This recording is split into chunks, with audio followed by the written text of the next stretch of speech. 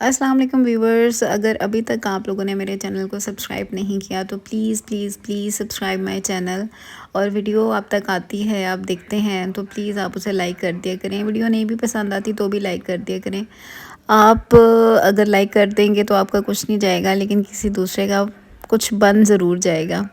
تو اس لیے kindly like my videos and subscribe my channel, اور ان تمام لوگوں کا بہت شکریہ جن لوگوں نے میرے چینل کو سبسکرائب کیا۔ although the subscribers are very less and I need 800 more subscribers، تو obviously آپ لوگ سبسکرائب کریں گے تو ہی وہ کمپلیٹ ہوں گے۔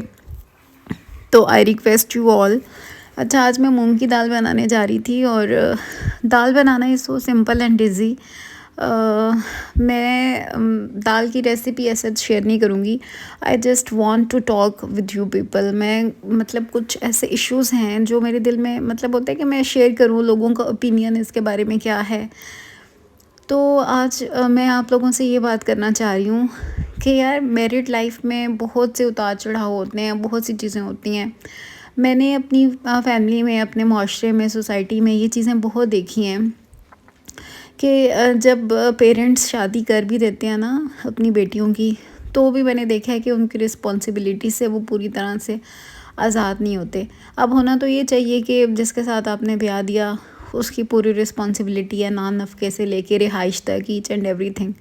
اور بہت سے لوگ اسے اچھے طریقے سے نبھاتے بھی ہیں، لیکن کچھ لوگ ایسے ہوتے ہیں کہ جیسے پیرنٹس جہیز میں اگر فار ایگزامپل کچھ نہیں دے سکتے یا کوئی چیز مس ہوتی ہے، تو ایک تو سسرال والے اس چیز کا طعنہ دیتے رہیں گے کہ تمہاری ماں نے تو جہیز پورا نہیں دیا، تمہاری ماں نے تو برتن نہیں پورے دیے۔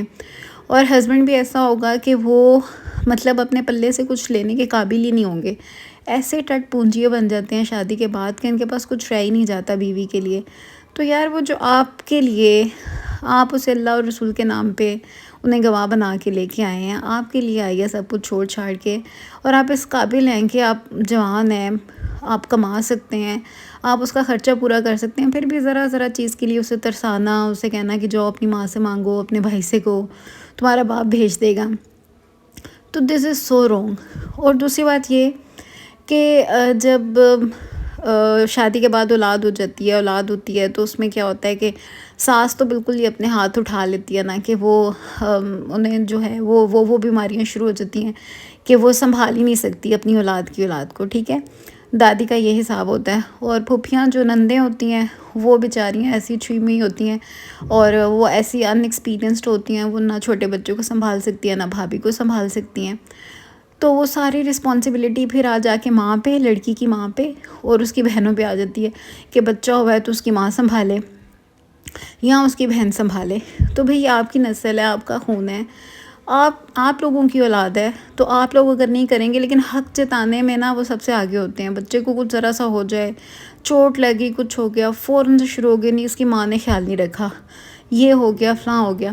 تو مجھے یہ چیزیں بہت بری لگتی ہیں اس ٹائم پیریڈ میں کہ جب کسی عورت کی ڈیلیوری ہوتی ہے، تو اس کو اس ٹائم پہ سسرال والوں کی اوبویسلی سپورٹ کی ضرورت ہوتی ہے، لیکن سسرال والے ایک تو کہیں گے، ساس تو ایسے ایسے تانے مارتی ہے کہ میں تو دوسرے دن ہی اٹھ کے کھڑی ہو گئی تھی، میں نے تو دوسرے دن ہی سارے کام خود کر لیے تھے، یہ وہ فلاں۔ مطلب یار، واٹ از دس؟